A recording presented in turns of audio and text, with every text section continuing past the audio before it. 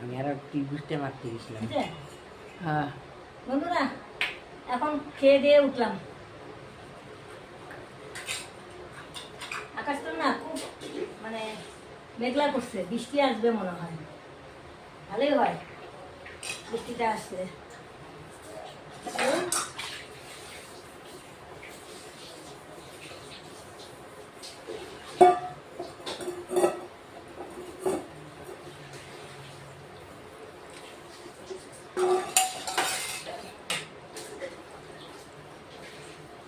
আজকে তো মনে হচ্ছে একটু তাড়াতাড়ি হয়ে গেল খাওয়া।